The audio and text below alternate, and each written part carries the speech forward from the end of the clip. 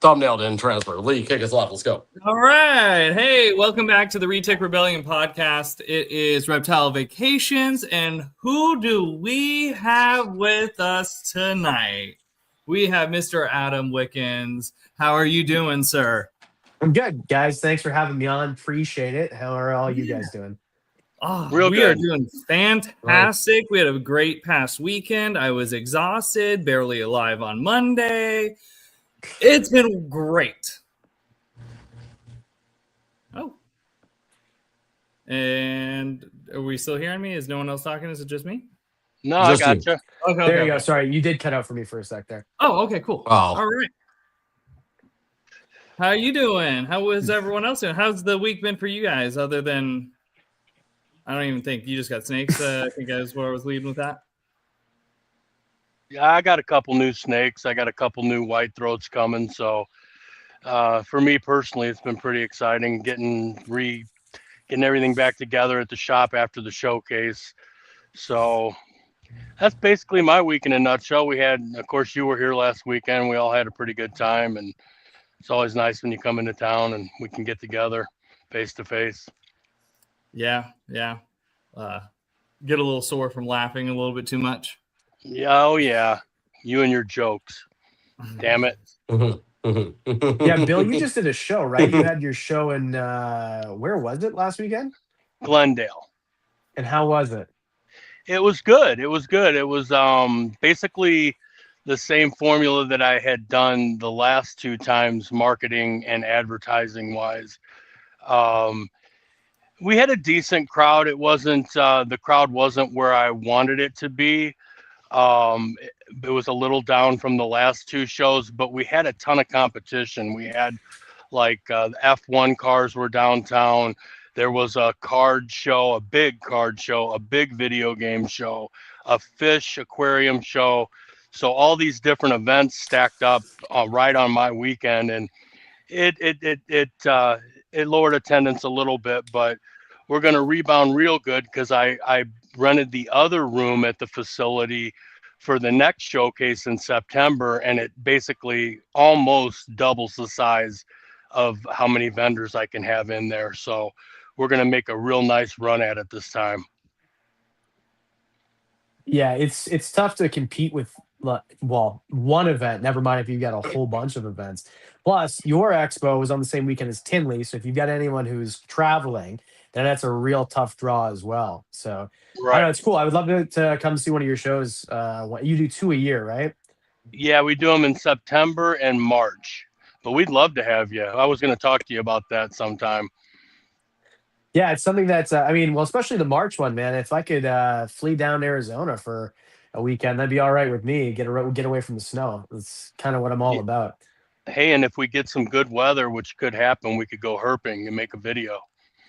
Hey, man, that'd be pretty cool, too. I heard you guys have some wicked road herping, literally like cruise down the street. And there's a bunch of stuff just sitting on the road for you. I've heard all about it, but I've never done it. Sounds like fun. Yeah, road herping is pretty fun. Levi's really the big herper out of us.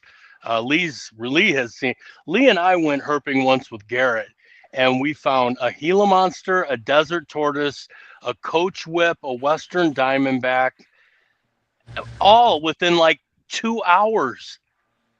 It was insane. It was like the big three in a short period of time. And it was just fantastic. We saw damn near everything. We left. I mean, we were only there half a day. Yeah, that's my type of herping right there. It's always fun when you, there's been plenty of times I've gone out somewhere and you just get skunked and you find like next to nothing, like a few geckos or whatever. But if you can go out in 2 hours, bang, bang, boom, find everything that you need, That's what I'm all about. So I like herping like that. Yeah, That was a dream trip. that's like 1 in 1,000 trip right there. You absolutely lucked out. There's Yeah. Yeah. And No, I we did. never herped. I never did any formal herping out here in Arizona. That was my first time. I thought, shit, this is easy. Come out Yeah. here, jump out of the car, and see all these things. And the guys Yeah. are going, man, this is a dream trip. Yeah, the trip before when Garrett was out and we went, it was. I mean, we were out for I think 20 hours with Clint and everyone that came out for the opening of CMB. That was an epic one, and we didn't see nearly as much or nearly. I don't think we saw one Gila monster. We went to a whole bunch of different places. That one was a rough one. It was a long one. You did see a Western Diamondback though, right? Because Clint Yep. made a video on that. Yeah. Yep. We saw it at the end of the night at like 2 or 3 in the morning, and we gave it some water. Yeah, I saw that. Yeah. Well, at least you got that for him, you know? Yeah. That's a lot of Yeah. work though. That you guys put in a lot of time. A lot of time, a lot of effort. Can we touch on that for just a second? Yeah, leave your phone in your pocket and don't intend to get video, because if you intend to get video, it ain't gonna happen. Promise Yeah. you. 10 out of 10 times, I'm like, I'm gonna make a start to finish video. I'm gonna get all the target species. I'm gonna find all the stuff. Nothing. Yeah. Ideal conditions too. Perfect conditions. The biometric pressure's on point. Temperature's on point. It just rained. Everything's ideal. Nothing. Yeah, we got Mr. Scientist over here picking the perfect day. Well, we know Adam has done a ton of herping, and that's kind of what this episode is about. Well, it is what this episode's about.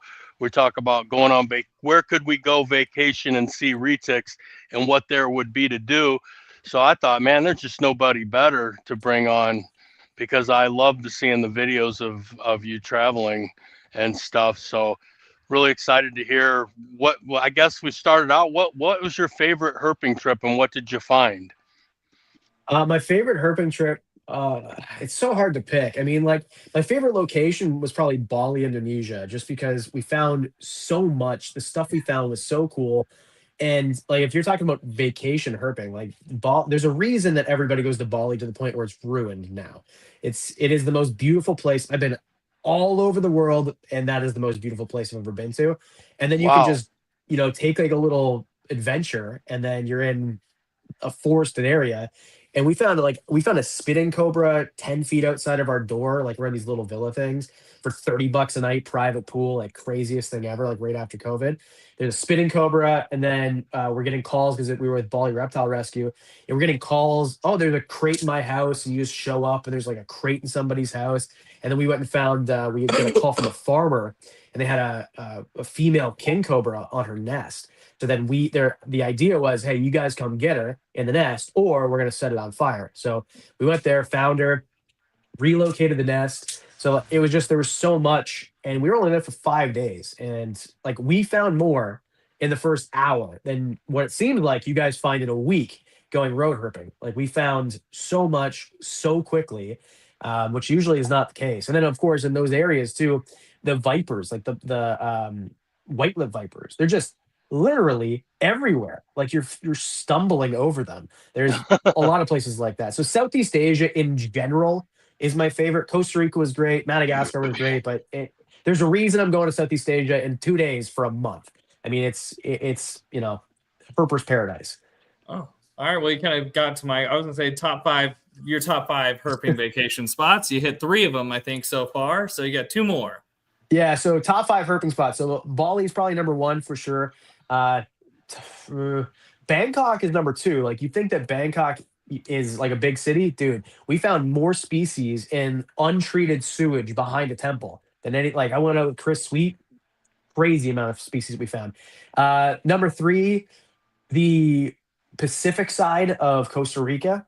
Okay. A lot of really cool stuff there. That's where you find bushmasters. We didn't find one, but we found all the other vipers, eyelash vipers, and pond pit vipers. 4, probably the northern part of Madagascar. That's where you find like the panther chameleons, a bunch of other chameleons. And then number 5, probably the Caribbean side of Costa Rica. We found a lot there too. We spent 3 days there and we found like a ton. And we walked it. Like, the guy took us, oh, you were just going to go for a quick little walk. Like, we don't have boots yet. Running shoes, sandals, whatever. We're like deep in this gully finding red-eyed tree frogs, and they're calling it. It was the coolest thing. So, That's yeah, awesome. I've had really good success, really good trips. So I'm looking forward to this one too, coming up in 2 days.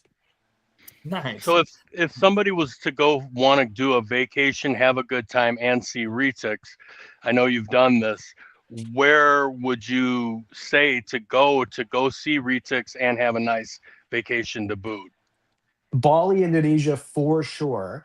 I've heard good things about the Philippines and stuff, but like for sure Bali, because that's a place where you can go. Like, let's suppose you wanted to go with like your boys or go with your wife, and you can go get a villa for. I heard the price has gone up, but back 3 or 4 years ago, $30, private villa, private pool, food is next to nothing, and then you can literally walk out your door and there's spitting cobras, and then if you find a guide who's going to charge you next to nothing, you can get a guide for a week for $100, and they're going to Oh show my you God. everything. It is so unbelievably well, now it's a little bit more unaffordable, but it was so affordable then. That's where I would go, and I will definitely go back to Bali, Indonesia for sure. If my plans fall through to go to, I got like 2 trips. I got Vietnam and I've got Thailand. I have 14 days in between. It was only supposed to be 7, but we'll wait for the organization to make amends before I start going deep into that. But anyway, I've got 14 days to do something. So if I can't get the okay to go to the Philippines from the guy that I'm waiting for, I might go to Bali and see what's going on, because I know people there and I know I can find snakes and make videos. Nice. Is there goal snakes or grail snakes or any reptile like anything that you're looking for in particular on these trips that you would just be like, yep, this made it. This is it. It's kind of funny because like we found everything. Like, there's really not very many things that we haven't found. Like, obviously I'm not going to find it there, but the one thing we didn't find when I was looking in Costa Rica for a week was the bushmaster. Like, that's the one grail species I didn't find. But yeah, it is what it is. So on this trip here, there are a few other cobra species that we're looking for that I haven't found yet. A lot of Colodtes species, so like small, like garden lizards, basically. I like Colodtes. I like mountain horn dragons. I think they're super cool and very underrated. And you can find both species in the national park that we're going to in Da Nang, Vietnam. And then in Thailand, there's a bunch. It's northern Thailand. So I've been to Bangkok, but we're going to Chiang Mai this time. So we get to play around with elephants, which is gonna be awesome. But then, like, literally, the video that we're doing is probably gonna be called "Herping with Elephants." So you walk through the forest with elephants, and then there's gonna be white-lipped vipers everywhere. There always is. So yeah, it'll be fun. There's not one specific species, but a lot of the Colodtes and garden lizards and mountain horn dragons and stuff, which doesn't sound super interesting, but I really look forward to seeing those. And Burmese pythons are in this range, and I've never found a Burmese python in the wild, and those are my favorite snake of all time. Awesome. There we go. There we go. So that seems like it would be the grail then there, if you can find one. Yeah, it would be, I think. I mean, I found retics before. I found in Bali, we found retics in a cave, literally sniping bats out of the air. And then we found a yellow-headed, which that's a grail species for basically everybody. You don't see them in the hobby at all anymore. They're impossible to find, it seems like. And we found one of those literally cruising around the same spot that we found the spinning cobra, like 10 feet away, but at night. So yeah, I don't know what it was. Like, there was like some magic fairy that just was placing animals everywhere. But it was crazy. It was crazy. Dude, that's awesome. That is awesome. Yeah, we got real lucky. Yeah, it would be a dream to get over there and see some retics in Indonesia at some point somewhere. I mean, obviously the real dream would be to somehow get a little excursion down to the Slayer Island chain. Yes, I mean, that's something that I am very interested in doing. There's a few things I would like to do. I mean, if I could somehow convince Garrett to do a trip like that, that's like the end goal for retics. But just to get down there, there's so many different little islands. Plus, I'm going to guess that there are locales that are just not in the hobby, and maybe people don't even know about it. Because if you look at Indonesia, there has to be. No way. No, there's only 7. There's only 7 or 8. There's only that many. You're lying. Yeah. Well, I think that Indonesia, like, there are so many species in Indonesia that we just don't know about. Like, I'm a tree monitor guy. Tree monitors are my thing. I guarantee you, If you go Raja and Pat, that area, and you find those other little islands, maybe there's something that is very similar but completely different. There Yeah. has to be. So I Yeah. just think that Indonesia is so unexplored that there has to be so much more there. Yeah. Yeah. Yeah. For sure. I mean, it would be super awesome to get down there and like explore, see different species, take some samples, DNA, really do some testing on some of these things, maybe nail down some of these like old school lines if it's possible. Like what they are would be super sweet in the future. I know that's like, wishful thinking, but it would be awesome to get out there and do those things. Because yeah, I agree with you. There's so many islands just right next to these islands that we, know that there's retics on for sure. I mean, there's got to be. The thing is, it's hard, it's time consuming. It's actually very difficult once you get down there. A lot of these places, there's not like a trail. Like you're literally bushwhacking, right? And then when you see it, like, do you even know what you're looking at? And then if you do, how do you legally get a sample of that animal to somebody who actually knows what they're doing and can do anything about it? Right? Like, so in the monitor community, like if I were to find a monitor species that I have never seen before, I could take pictures of it and send it to like a Robert Sprackland and be like, what is this? Like, is this possibly? But I can't collect it. I can't take samples from it. So then even if you do find something, like what do you do with it? So then you find it and then you have to launch some sort of excursion with people who are authorized. So it's just this whole thing. It makes sense why there's not more described species, but there has to be some definite undescribed species. Yeah, it would be sweet to do that. Set up some sort of excursion like you're talking about. Yeah, and I think Papua was another place. Like we're still talking Indonesia, but Papua is we just found singing dogs in like 2016, right? They were extinct, and then all of a sudden we found this is a giant mammal, a canid, and then we found this. So imagine what reptile species are out there that we just have no idea because you can't get up there. And even if you could get up there, bushwhack and climb in the mountains, there's people that will just kill you. Like you're not allowed to go there. So I think that Indonesia is the most fascinating place on earth, and in my opinion, and it might as well be its own world. Like I say all the time, it might as well be its own continent. Because if you look at Wallace's line is right in the middle. So you have on like the Papuan side, there's so many animals that have nothing to they're Australian animals essentially. And then if you look at the stuff that's closer to like mainland Asia or like Indochina area, those are more similar there. And that's where you have like the megafauna, like the tigers and things like that. There's nothing like that. So anyway, I could go on forever and ever. Like Wallace's line, the concept to me is super interesting. I agree. It is. It's great. It's wild. It's super wild. Yeah. My question is, how do I get anybody to care about it? Because if I did a video about like some stupid geography, like how am I supposed to make people interested about that? That's what I want to do. I want to make like a mini documentary about it, but it's hard to get people interested in geography. And in a title, how are you supposed to explain like, no, you don't understand. Like these things, Indonesia is not one place. It's two places that came together because of tectonic plates. So anyway, that's sorry to give you like 14-minute answers on everything you ask. No, I want to go. You're good. That makes the job a lot easier tonight. So I appreciate you. I would argue that of all people, you could probably get that documentary done, no problem. I mean, going back and just watching every video you've ever made. I mean, you've had me locked in, and shout out to like you and Emily and Brian Barchek. Those are the only three I've ever like really went back, started from the start, and I'm up to date every video because you guys have that energy, that personality to teach. And it's not like you're going, this is this and this is this and this is this. It's just like you just right now, I'm locked in. Like I don't want to talk. Well, I appreciate it. Being my name next to their names is like a big deal to me. Like I have a tattoo of Brian's face on my leg. Okay, so like I really look up to these people, and Emily and Ed too, and there's a bunch of other guys, Dave and Clint and all these guys. So to be like the fact that I'm even in that conversation with those people to me is insane because I started after all of them, and when I started in 2019, they were already somebody. So now, like Dave and I did not get along at first. So now the fact that I am like I have a big enough channel and he takes me seriously, we travel all over the place. That still blows my mind. Like I'll be at these expos and Dave's like holding my baby, making a joke about how we have a love child. And I'm like, Dave, don't you remember what a dickhead you were to me like 4 years ago? So, like, it's just so funny to me. Like and Dave's awesome. I love Dave. Like my whole personality just ragging on him now because he's such a good sport. But yeah, it's kind of interesting, like to be where I am now. And like 5 years ago, I was sitting at a desk selling welding wire. So I'm very lucky.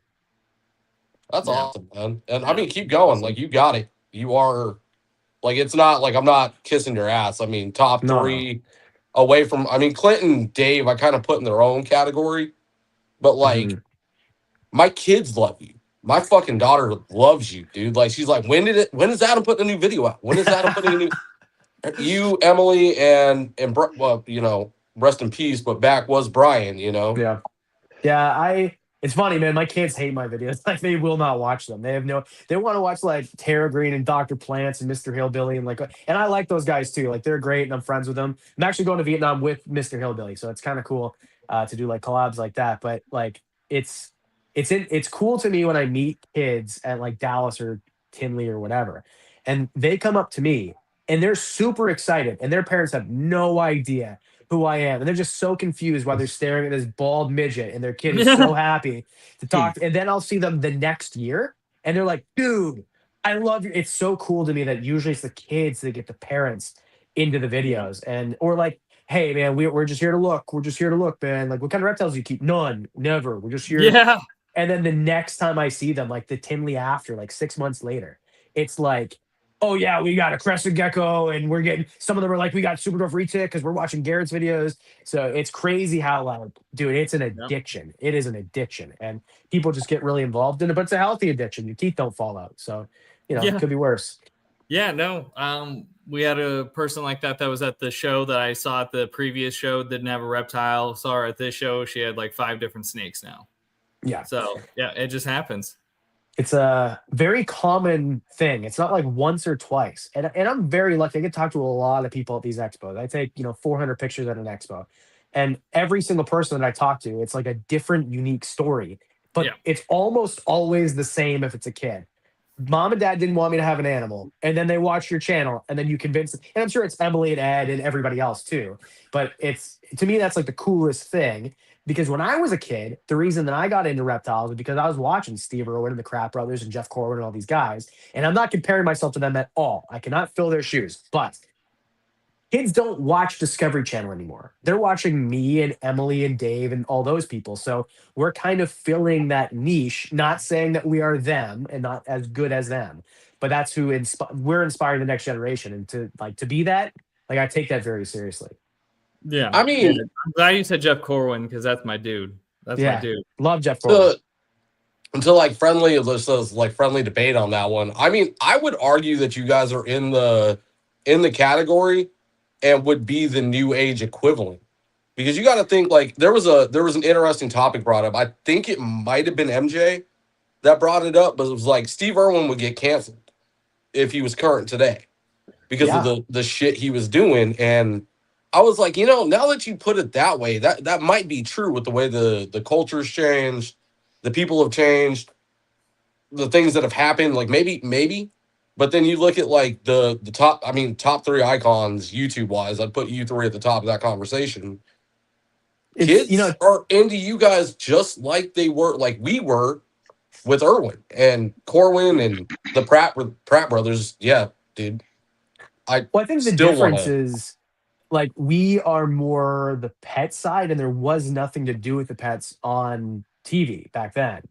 And I agree, because then you look at guys like Paul Rosalie, and Paul Rosalie did this whole thing about how he got eaten by an anaconda, and it almost ruined his career. And this was like 10 years ago. So I agree. I think that if Steve, well, I don't know, he's so beloved, but if he just started from scratch and was doing that stuff, I agree. I think he might get canceled.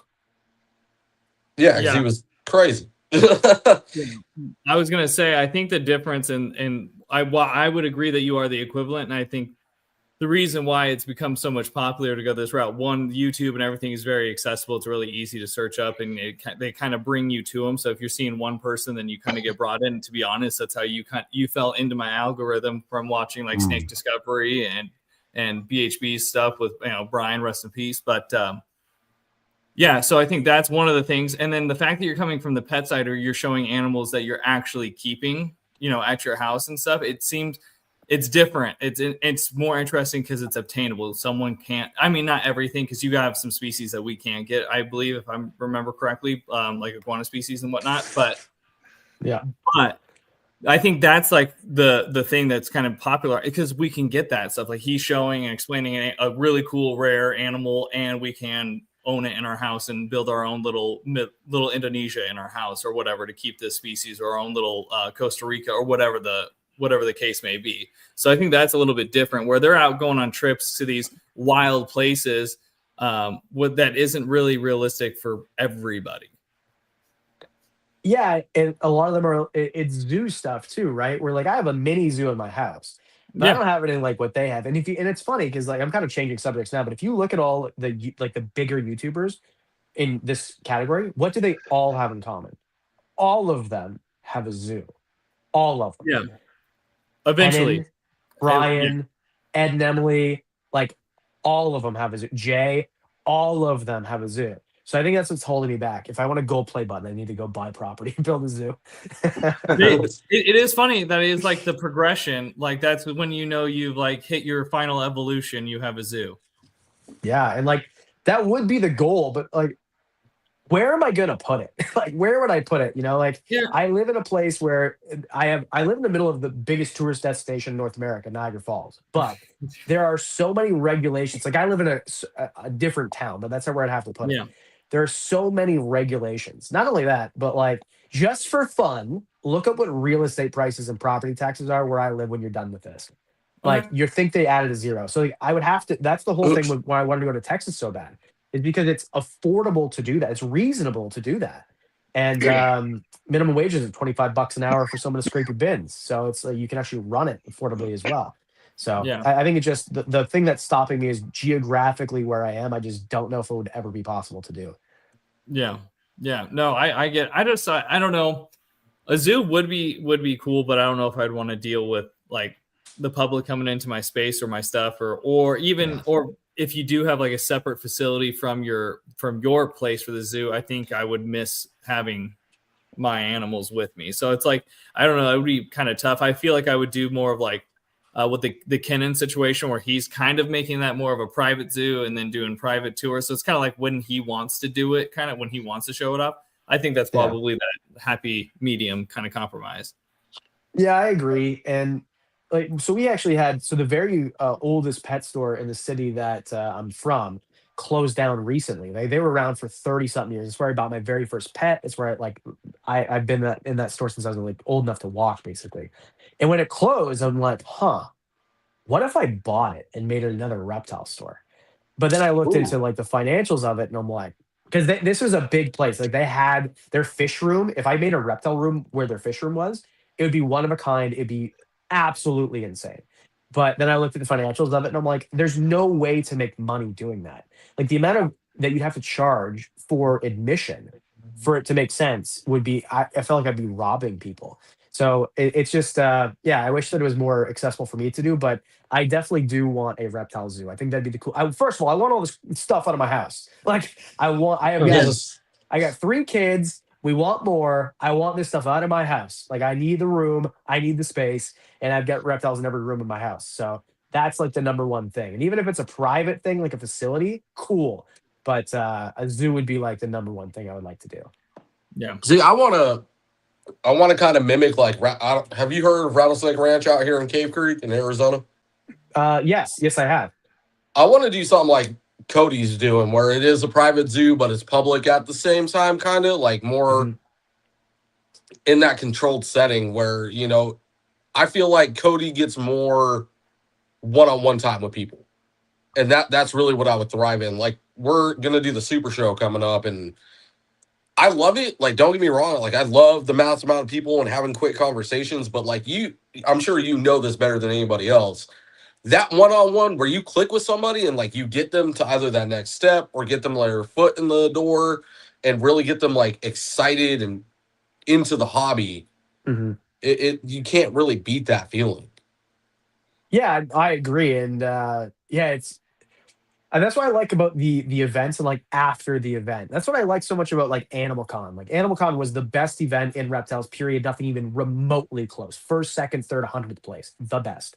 And I think that it was the building of the community. And then the shows that we have now, the way that we can build the community and like so you can be an inspiration to people who want to do what you want to do, but to be able to actually ask the questions because it's one thing to watch, say, a Wickens Wicked Reptiles video and I give you the information in 13 minutes, and then you have questions, and maybe I answer you in the comments. But if you can stand in front of me or Emily or whoever, you guys, even whoever, and ask them questions and get answers in real time, that is, you're going to take the information in. You're not going to forget the information that you're getting, and you're going to feel inspired to actually go out and do it rather than just Wicked Wicked Reptiles, and then the next video is like some Minecraft compilation. You get brain sucked into that. So I think that I agree with you completely. Being able to actually speak to people in one on one like that's the biggest thing.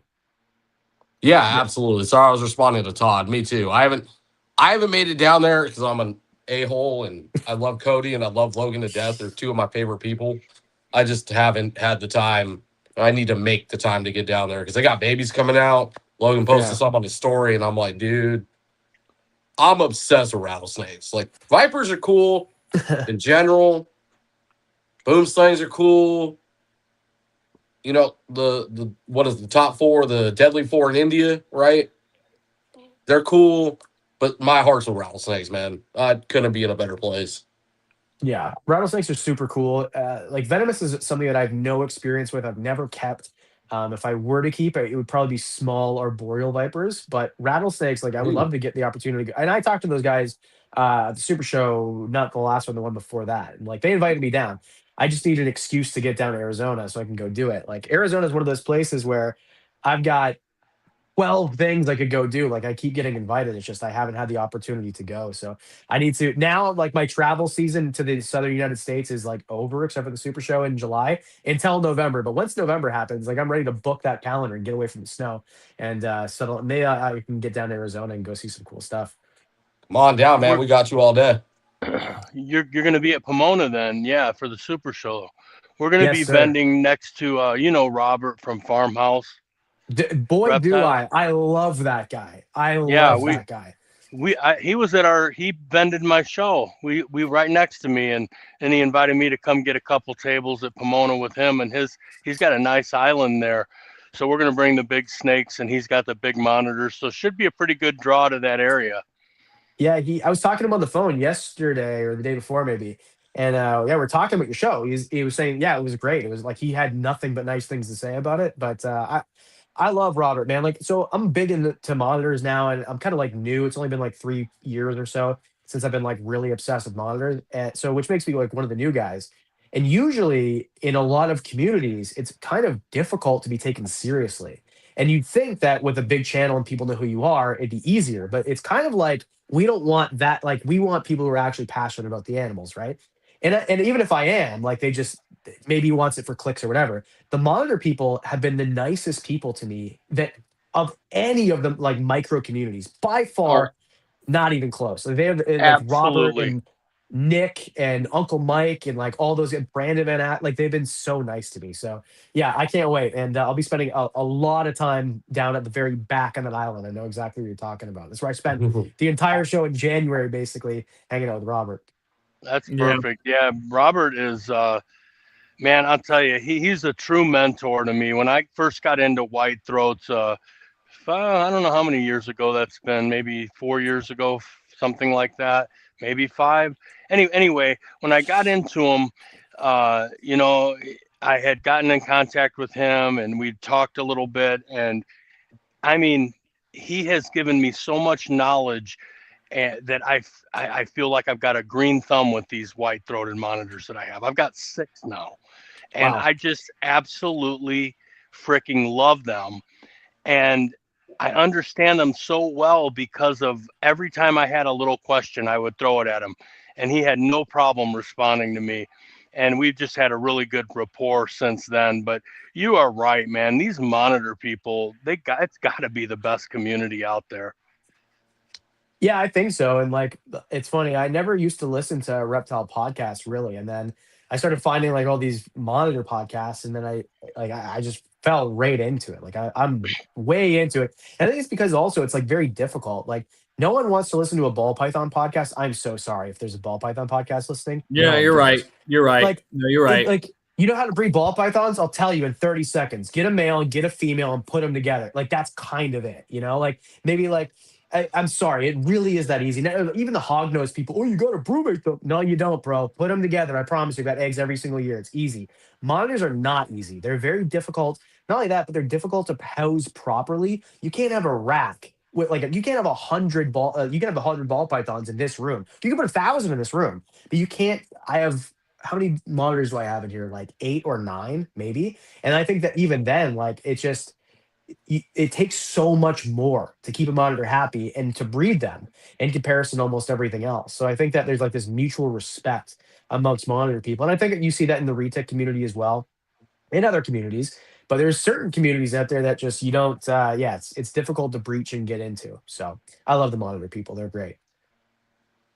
I've heard Yeah. nothing but good things from the people that we've worked with. Like I've talked to Uncle Mike on Instagram. We interviewed Nick way back in the day, and I think that was like right as he was really starting to take off, and probably to date one of the best podcasts I think we've done. Me and Chris. Yeah, it's they're all really good too. And it's funny too because all of them are like kind of weird monitor people you'd think, but they're all actually really good and really articulate.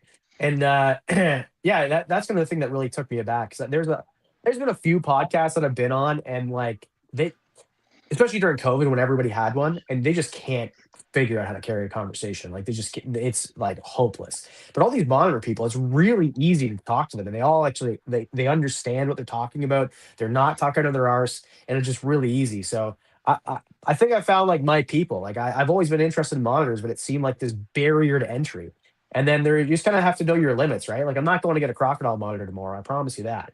But you know, I got quite a few monitors that are coming in an import, so I'm pretty excited, and I've got like the right resources. Where I think that with a lot of species, maybe I didn't before. I tried to get into retics, and like Garrett and I are friends and whatever, but like I didn't really have that community support. Like and I got rid of them all. Like they're I maybe they're not for me, or maybe I didn't know what I was doing. I didn't know who to ask questions to beside Garrett. I didn't want to bug him every 30 seconds. So, yeah, the monitor Too thing bad. just works for me. Too bad, man. Too bad. Yeah, that's a Well, sad. if you ever get into them again, you got a couple people now.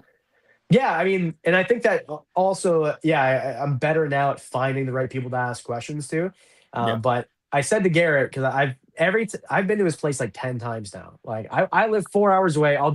Hey Adam, what are you doing? I'll be right there, Garrett. Like I'll drive down anytime. Yeah. I love spending time with that guy. But I said to him like if when the super dwarf cows become reasonably affordable, I will be the first one down there to go get one. That's like I love them. I think they're great. They're fantastic. I don't want one of the big ones, but the super dwarf versions like Kobe that he has, sign me up. I just I think they're like a down payment on a house right now. So once they get down in value, I'll be the first guy to go get one. For sure. Yeah. We may or may not be working on some of those as well. That's awesome. Yeah, they're cool. There's a few. I don't know. The thing with Garrett too, like he's a very good salesman. Like he sold me on house snakes also. So then I got a bunch of house snakes from him, and honestly, like they're really not my thing. They're cool, but I don't want He 5 tried that million with house me. snakes. What he I has, wasn't buying. like, dude. Every time I go there, he's like, "Yo, you want to see this secret room of house snakes?" Like, he's got a problem, dude. Like, more house He snakes. does. He's I got was a just problem. telling him that he has a I problem. I get his obsession with house snakes though, because Why? I felt What? because have you ever kept house snakes? No. Okay, so you got to butt out of the conversation, Adam. I'm curious why did you keep them, right? I have 30 of them. Yeah, see, they're No, he fun, doesn't keep dude. any. I don't know it. They're like really, really, really, really, really pathetic worm-sized Burmese pythons. Yeah, kind of, but like they're squirrely What? to start, and it takes a They're second. Like I agree, and then once they get big enough, they calm down and everything. But like, so I was on the train with Garrett, and like, I'm so sorry, Garrett. Garrett thinks they're gonna be the next big thing, and maybe he's right because he's gonna get me and Emily and like all these people on board to like promote his message, right? Like he's starting this new religion, but I'm starting to realize that it's a cult, not a religion, okay? Because, and I said this, so I was talking to Kevin McCurley about this, right? And I said, Kevin's like, what's the next big thing going to be? And we're in like a Longhorn Steakhouse or something having dinner. And can I swear on this podcast? Yes. Yes. Yeah. He goes, "You're a fucking idiot. There's no chance this is going to be the next big thing." Like just like that. And I think he's right. I think I'm an I think idiot he's right. because like I bought it, man. Garrett sold me snake oil and I bought 60 of them. And I think that he's right because with Hognose, like that was comparing him. Hognose had these cute little faces and like the rage scales and the like, but I truly think like yeah, I don't know about the house snake thing, man. Like they're not as cool as I I thought. Like they're cool, but they're not. I don't think they're the next hognose No. snake. I don't No. He think sent me so like either, 12 but of they them. are. I Like- feel him on the addiction. Like when I kept them, I did end up rehoming them. I kept them for a while. They're fun. I think if you were looking for like a mix between the look of a Burmese python and the behavior of a colubrid, so marketing to maybe those two communities, it would be big. But Yeah. outside of that, I mean, I'm just a fan of colubrids, so their personalities and everything they do fits. So there it is. I am not a fan of colubrids as much. Like I think they're too colubridy for me. So like I like them, you know. Yeah. Like I like colubrids. I have a bunch of them, but yeah, like I would rather if they acted more Burmese python-y, like that'd be perfect. Burmese pythons are my favorite snake. I wish that I could have more of them, but yeah, and that thing too is like I think a lot of people like I have nothing against racks. Like I'm not like a racks of the devil thing or anything, but I don't really like keeping things in racks anymore. I like this stuff, you know, like the Yeah. lights aren't on, so it doesn't look as impressive right now. But I like making big display enclosures for my animals and even my breeders. So that's why like I have way less animals than I used to, like way less, just because my room is taken up by big giant enclosures where there's like one or two animals in them, you know? Yeah. Yep. That's the goal. Yeah, and like I can't own a zoo because it doesn't make sense. So I just made one in my basement, basically. That's kind of the idea. And then now, yeah, I'm sorry, bluebirds are great, but I think everyone has like their own thing, you know. Like everyone's interested in certain things, and like when people say to me, like, "I don't get tree monitors, dude." At first, I'm like, "You must be dumb," but then I have to think, I'm like, "Okay, I understand." Like they're kind of a squirrely 3 foot animal. You need a big giant enclosure, and I used to be like leopard geckos were like my favorite lizard, and I still love them and some people just that's what they are like crested geckos or whatever else like the tiki's geckos folks, right? And I get it, they're really cool, but then I think also I've got a problem where like I saw a South Tex gex Carl there and he had these spiny tailed iguanas and I'm like, oh, my new personality, like I just have this problem where like I need to like go on to the next thing. But I think with monitors it's just something I'm never leaving. Like they're so smart, they look like dinosaurs, which is why we all love reptiles in the first place. And the enclosures that you can make for them are just gigantic, amazing. And if you want an animal you can see from across the room, because I like dart frogs too, but you like they disappear Yeah. like when you're too far away. A monitor, you can see this big giant lizard looking thing or a big giant dinosaur looking thing walking around if you're on the other side of your 20-foot room. So anyway, Yeah. that's my rant and I'm sticking to it. No, I I'm agree. trying I to get agree. I'm trying Like- to get these guys into monitors, get them a big monitor in their hands, especially a white throat. I have 3 babies, and I think they're females. If they're all females, I'll keep them all. But if 1 or 2 ends up being males, these guys are going to dive into it and take the males because I just want to keep 1 male. Yeah, I like the white throats are really cool. White throats, black throats. Yeah, they're I prefer the Asian species faces, like how they're like elongated like that. I do like the bulldog heads of them as well. They kind of like growing on me. But I've got too many monitors and I've got more coming in my entire like literally. So I'm traveling a shit ton this year. Like it feels like I'm on a plane every other week. I'm gone for a month. My wife is pissed. So when I come home, it's just going to be building enclosures. Like I'm just going to get my old man dad to come help me build enclosures every weekend. That's all I'm doing because I got 8 monitors coming in October, and then I had 2 people offer me free monitors that like go with the breeding projects I already have. So yeah, I'm gonna be I need to like build onto my house or go buy a farm or something. Man, that's exciting though. It Man, how come is. you have to wait so long? So they're coming in from Indonesia. They're all captive bred. So I don't know if you guys were following this thing where a bunch of my like I had an import come in October and all my snakes had to be put down because they had ninovirus. Did you guys see any of that? I didn't see it, but I watched your video where you talked about it and explained what happened. Yeah. So basically, the importer and exporter, they took care of me. And instead of saying, what the fuck? Apparently, I woke up Doug, my green iguana. Sorry, pal. Just like right into the glass. This scared the shit out of me. Anyway, so I'm not the only sorry, one, guys. I'm not the dude. only one that happens to. He was dead asleep. That's a big giant lizard to be hitting glass. Anyway, so I got an import in October, and then all the green tree pythons, which was a ton of money, came in with nidovirus, and every single, so I think it was like 30 something animals that came in on the shipment into Canada. Every single one of them had nidovirus, which means that's tens of thousands of dollars. It may be more. And instead of them being like, oh, well, screw you, like, sorry, too bad, so sad, they took care of us. And if we got a 9.0 test, they're like, okay, we'll either refund you or give you a credit.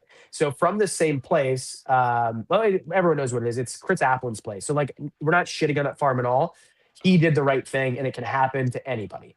So he did the right thing, and he's like, hey, listen, like, here's your credit. So I don't want any more green tree pythons. Like, I learned my lesson at the behest of MJ's all pissed off. He really wanted me to get in them. But instead, I'm getting more monitor species. So that's why I have to wait so long, is because they're supposed to be coming in August. But last year they were supposed to come in August, and they came at the end of October or middle of October. So I'm guessing it's going to be delayed again. But captive bred, how cool! Yes. So I'm done with, like, not done, but especially with monitor species for sure. I'm not interested in wild caughts at all. They're available and they're cheaper, but I don't want them. So captive bred stuff that Chris Applin breeds, and Chris Applin is like the monitor guy. So I'm really excited about it. That's awesome. That's a good mental to have. Yeah, and then at like in the last week, a couple people were like, "Hey, like, we have monitors and we just want like to give you." So I don't want to say who they are because I want to do a whole video about it. But Doug, you are what a psycho. But yeah, sorry. Like, just surfing. He never does that. He's probably like, "What are you doing?" It's like midnight where I am right now. Sorry, pal. He's like, yo, what the hell are you doing in here? Yeah, dude, he's the most plastic. He's like going psycho right now. He's acting like a Chinese water dragon, but it's fine. Go back to sleep. It's dark in the corner over there. Doug's awesome, by the way. Green iguanas are terrible pets, but boy, am I glad that I have mine. Sorry about the time change thing too, man. I didn't That's realize. right, You probably thought I was on Colorado time, right? Well, so yeah, so like my best friend lives in Edmonton, which is mountain time. So I'm like, oh, mountain time, okay. And like I know it's 2 hours different from me. But you guys in Arizona just don't change the time. You always don't do daylight savings time? No. Nope. Okay. Well, Because we're fucking cool like that. But it's actually called Mountain Standard Time, and it's Arizona time. Yeah. Well, Arizona, and there's one other state that does it. Well, there's Saskatchewan in Canada that does it, but I thought they were the only weirdos that did. I didn't know there was anybody else that did it. So, but yeah, like it's the birthplace of hockey. Well, Canada, yeah. So Saskatchewan's so funny, dude. So they don't have a hockey team, they don't have a baseball team, they don't have a basketball team, they don't have an NFL team. Obviously, they have one CFL team, and that is the personality of every single person who has ever lived in Saskatchewan. It's crazy. Like, all of them just wear green. That's all they do. Like, it's wild. So I like those people a lot. The Saskatchewan people. There's nothing there, dude. It's like literally just fields and fields and fields and people who like football. That's it. That's crazy. Sounds like the Midwest. Yeah. Well, like, yeah. So like Canada in general, like, there's nothing here. Like, to go from, like, that's why as a traveling comedian or a traveling like band or whatever, to do a Canadian tour is miserable because you don't have, like, you can't go to like, oh, Phoenix, Flagstaff. Like, there's nothing like that here. It's like, oh, if I were to drive west and try to get out of Ontario, like the province that I live in, it takes me 24 hours. So if I started today, right now, it would take me until this time tomorrow just to leave the province. It's just this long, there's nothing in between these places. Fucking sounds like Texas. Yeah, it's like Texas, but it's cold and shitty, and I don't want to be here, bro. Let the man leave.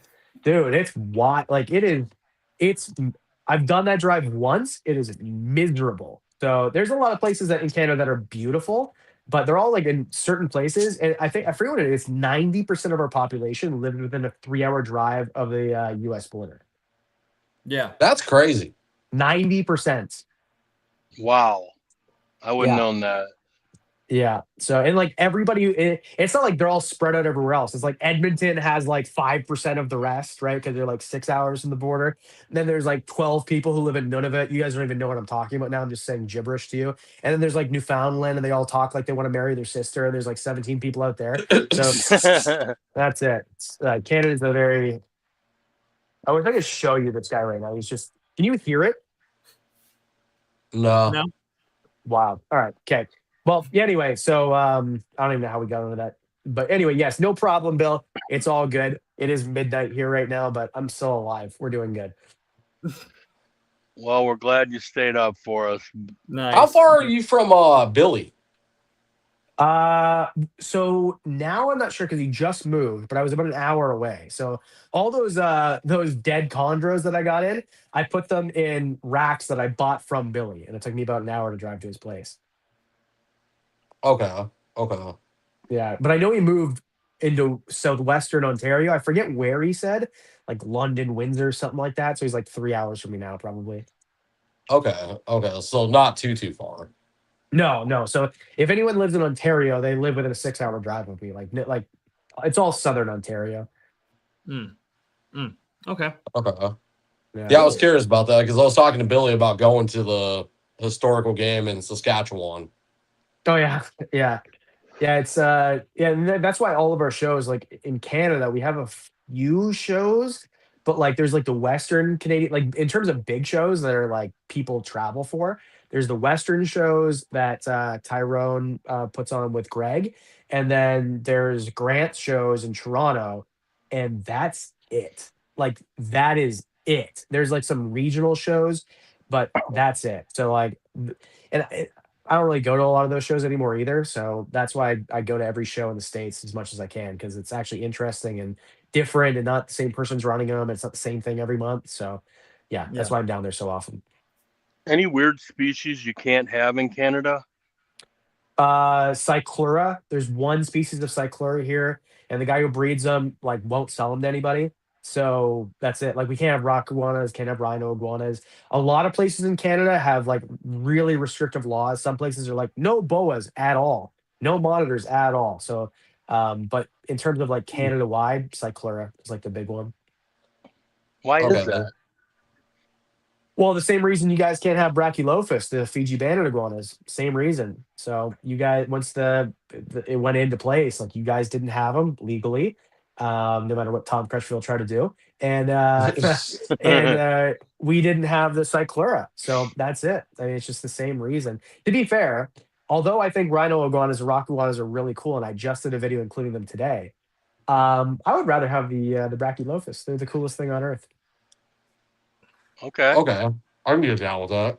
No, like they are as cool as I say they are. Like in person, they are the coolest thing. Like and I didn't get it. It's another thing that I just didn't understand. And then Dave came down for the big Breeders Expo in Toronto in September that we do, and I took him to an oddities museum. The biggest oddities museum in the world is here in Canada.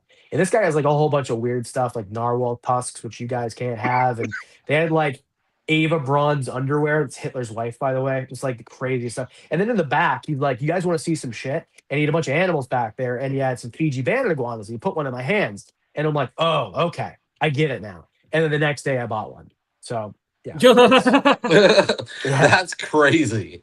They yeah, look sick. they're the perfect animal, dude. Like it's a green iguana. They don't go crazy at midnight, apparently, when you're doing podcast. But they're a third or a quarter of the size. Yeah, the Canadian climate is perfect for what? Driving people insane. And bright blue, the males, beautiful green. The females are beautiful, super duper easy. They don't go get territorial on you. They don't have like a puberty. They're so easy. Plus, the temperament is really easy, but also the care is really easy too.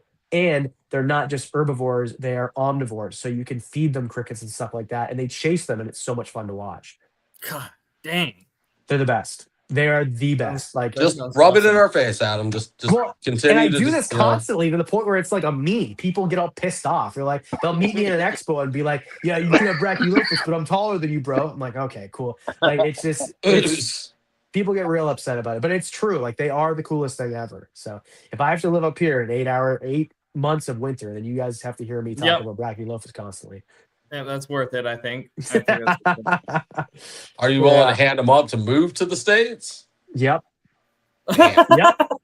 Like, Yep. tell me Canada sucks without telling me Canada sucks. Brother, it's like I feel like every podcast I do is just me shitting on Canada for half an hour, but like it's truly awful. It is truly awful. It's funny. So the guy who is trying to be we have a prime minister instead of a president. The guy who just lost the election last year was on Rogan today, and I was listening to it. And I'm like, yeah, he's like summing it up. So anyway, if you want to know what Canada's like, there's 3 hours that you can listen to that came out today. Nice. We got a lot of snowbirds that come down here from Canada. So I mean, I feel you. Yeah. Yeah. They come down there for 179 days and then they come back so they can keep our free healthcare. Mm-hmm. Yeah. And to be here for 181 days a year. Escape the miserable winters. Yes. So like I got a buddy who he's like not even old. I think he's like 39 or 40 or something. And he goes down to Florida for exactly 179 days every single year just because he can't stand it. Like anybody who's over the age of 45 and has money, like they don't stay here for the winter unless they have to run a business or like have a family or something that they need to raise. Like nobody stays here unless they have to. It's miserable. And where I live isn't even that bad. Like I can't even imagine living like Northern Ontario. I used to sell flowers for a living. You'd go up to like Highway 11, like 9 hours, Timmins or whatever. They have a polar bear exhibit there, just like to give you a frame of reference, right? There's a place called Moosonee, all right? So you go to Timmins, and then you drive further north on dirt roads, and then there's a place called Moose Factory, which you can only drive to in the winter because it's an ice road, and otherwise you have to take a boat, so they just don't have shit there for half the year. Dude, it is a proper wasteland in Northern Ontario. So I can't imagine living up there. Like where I live, I was outside in a t-shirt for 45 minutes today and didn't freeze to death. So it was fine. It was 105 today. Brother. Okay. Now you're rubbing it in. Anyway, so brachiophis, the very coolest. No, it's well, I was in Texas 2 weeks ago. I was at the Dallas show and it was 15 degrees, so 1530 so like let's say 70 degrees, right? 15 Celsius. Like 70 degrees outside. People are wearing parkas. I was pissing myself laughing. I'm outside shorts and a t-shirt. You guys are like looking at me like I'm crazy. I'm like, dude, there's an ice storm at home right now. My wife showed me cameras and there is snow this deep on my car right now at home. So I will gladly walk around as you guys are all freezing your ass off because it's warmer than it is where I'm from. Yeah, it's 69 where I'm at. Nice. Where I came from Colorado originally, moved to Arizona. That's how it was coming here in December. People were in like winter jackets. I was like, dude, what is going on right now? It's perfect. And then, I mean, this year a little bit earlier, but June, July, August, and September hit, and you're like, yeah, we're in hell. This is. Well, and that's the thing. So where I live like, so I don't live in the city of Niagara Falls, but like that region of Southern Ontario. So when I say 90% humidity, I'm not saying like, oh, it's 90% humidity and it's 100 degrees here. So it's only for like 3 months. So it's short. So it's miserable for 3 months. And I'm okay with it because I'm a lizard. I'll gladly live outside. I have a pool in my backyard. It's fine. But it is so unbelievably hot. We had people, so I used to work at a call center, and we had these guys from the Congo, Africa, who came here and they couldn't handle the heat. Like it is way hotter here than it is. And it's hotter here than it is in Florida and more humid. So, but on the flip side of it, we don't have a nice mild winter. We have 90% humidity and it's -10. So it feels like you're wearing a wet t-shirt and Frosty the Snowman is giving you a great big hug. It's uncomfortable. That does not sound okay. No, man. Awful. I'll be welcoming you to Texas whenever you come down. You can come hang out. It's it sounds like you'd be in heaven. Once my 4-year-old stepson turns 18, so in 14 years, and I can kick him out of the house, then I'll try to convince my wife to leave again. So yeah, just a short time. Just 14 years away. Yeah, so just right around the corner. Yeah, well, Those, I'll be fine. I'll be close to 50, but that's like, you know what? So maybe I'll just retire there. My mom already thinks I'm retired. Apparently, self-employment is the same thing. So I'm kind of retired already. So I'll just get down there eventually. I don't know, but any chance I get to go to the Dallas shows or whatever, like I take them. That's Yeah. where I like the culture down there too. It's very different than here. Yeah. Yeah. I'm in Austin. I like it down here. So Yeah, well, Austin seems like the place to be. It's now like the comedy capital of the world, and it seems like everybody moved down there, and all tech's moving down there, and everything else. So I don't know, just living in a place where it doesn't snow and there's no state tax sounds pretty awesome. yeah. Yeah. It's Lee moved for the comedy, didn't you, Lee? totally did. Totally did. Yeah, it's I don't know, it seems like a cool place because we were looking at originally like San Antonio because you're kind of Yeah. close to Yeah. everything. Because like we're like Houston seems like it's kind of far from stuff. Dallas gets too cold Yeah. in the winter, which sounds hilarious to me. Like, because Well, tornadoes in Dallas too. yes, so San Antonio seemed like the perfect place, or like right around that area. Yeah. Because like what I really like to do is have like, I don't know, 5 acres or something like that, close enough to a city where it's like a half-hour drive, and it seemed reasonable to do. Where if I wanted to do that here, I'd have to move north, and it gets shittier. So Yeah. I just, yeah, I do want to have a farm. It's just difficult to do here. But I do need Yeah. bigger. I want property, and my wife, we got some ducks, and my wife's a farmer now apparently. Yeah. So she wants meat rabbits and goats and all this other shit. We live on like a corner of a busy intersection, so can't do it here. Yeah. Yeah, no, that's the goal here too. But yeah, we're on the south side of Austin, and then like Kyle and all that stuff. It like is on the way down to San Antonio. There's some other like cool little towns that are off the beaten path a little bit. So yeah, we'll connect. I can help point you in the right direction of some cool spots. Yeah, I want to spend some more time. Like, so, well, the Dallas show's canceled now, so I don't know the next time I'm going to be in Texas. But, yeah, so I've been a comedian for a lot longer than I've been doing YouTube. So all of my friends have been doing stand up for a long time, they've all been on Kill Tony. So that's another thing Yeah. I'd like to go do too, is to go see one of those shows. But Yeah. Texas seems like a cool place to be.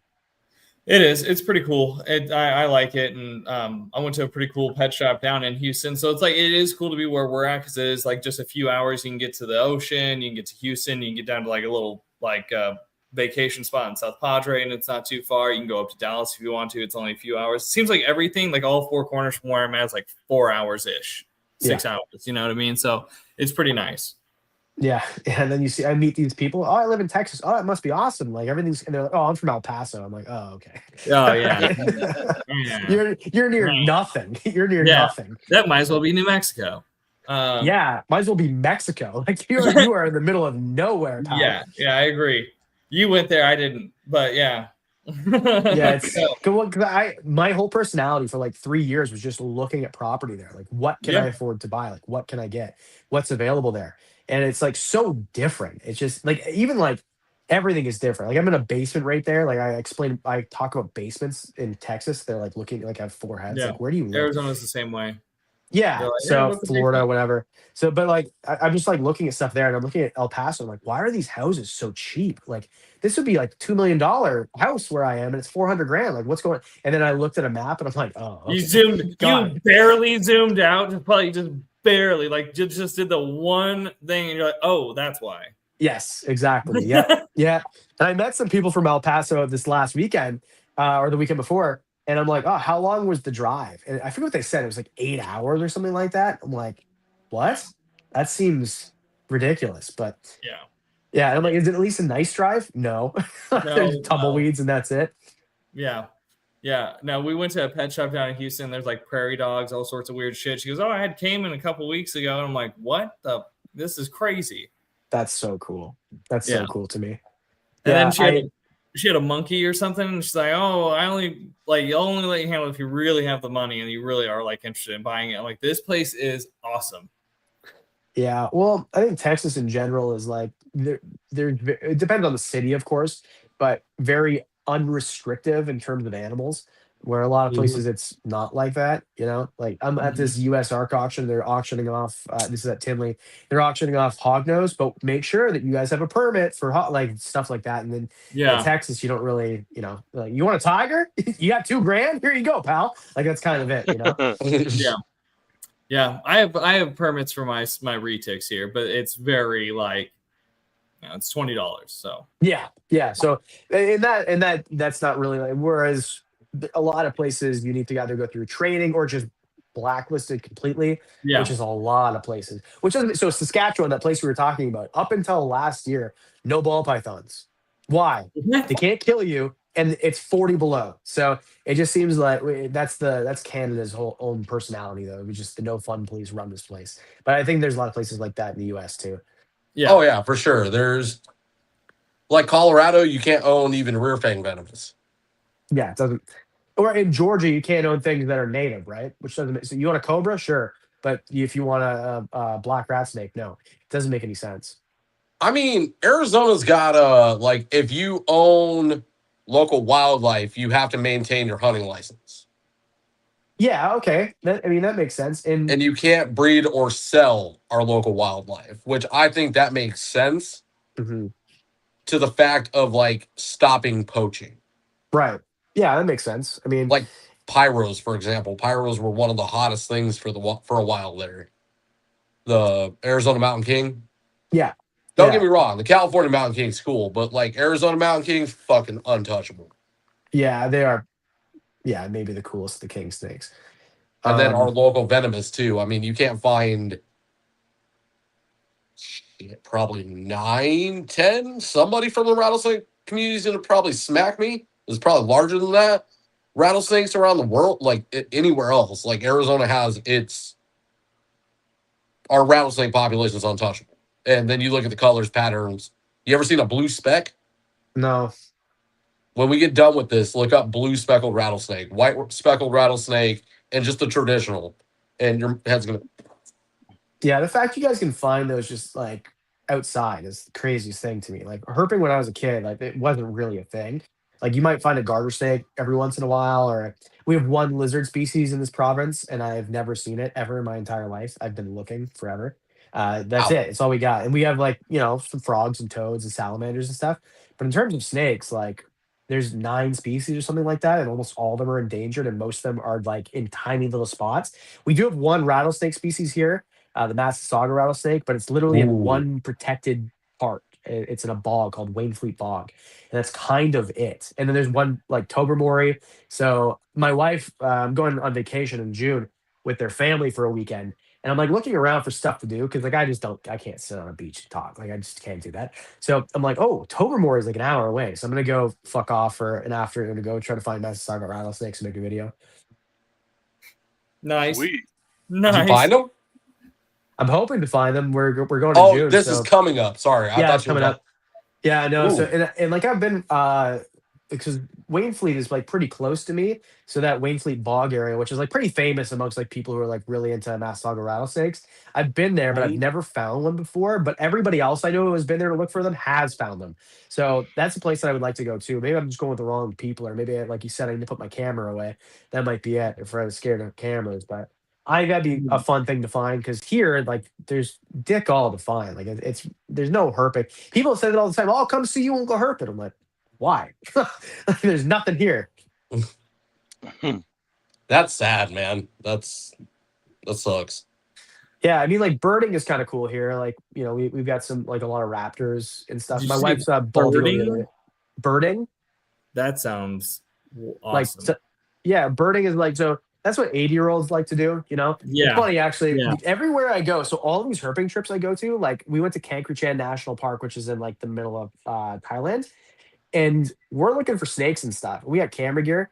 You see like old ladies yeah, with $10,000 rigs, cameras, and lenses, and they're looking for birds. And then we're yeah, looking for snakes, and they think we're the craziest people on earth. And they have like air conditioned huts in the back of like these are rich old ladies who came from like New York or something, and they're looking at us like we're crazy. So it's a yeah. lot. Birding is like a huge thing. It's a big thing, way bigger than herping.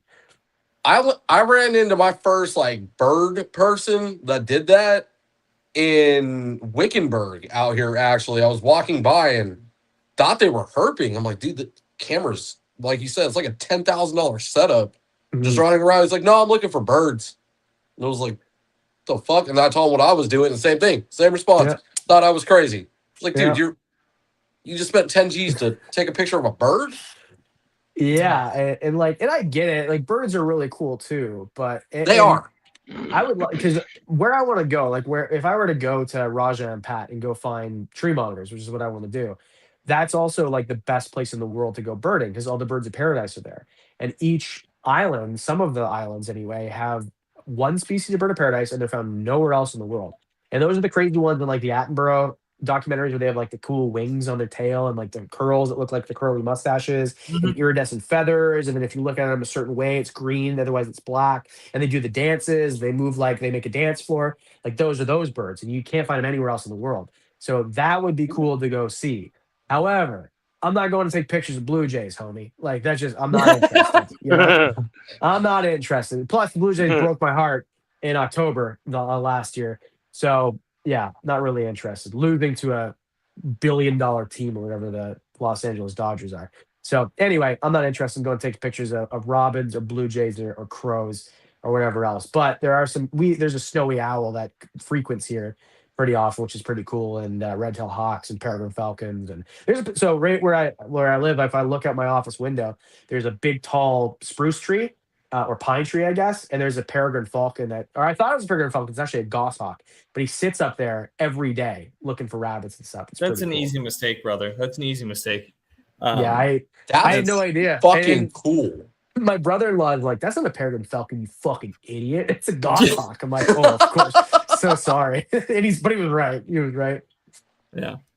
Know your birds, Adam. God. Yeah. You know. Yeah, raptors are cool, man. They're really cool, but yeah, I'm not an expert by any means. There's a lot of things that I'm not an expert in, and then you go into this is the monitor thing. Just to circle this back, the monitor thing. Like I'm not an idiot in monitors. I did a lot of research into them, and I understand a lot of the species. But if I get something wrong or speak out of turn or say something stupid, Robert Bullard's not jumping down my throat. You fucking idiot! You mispronounced the Latin name.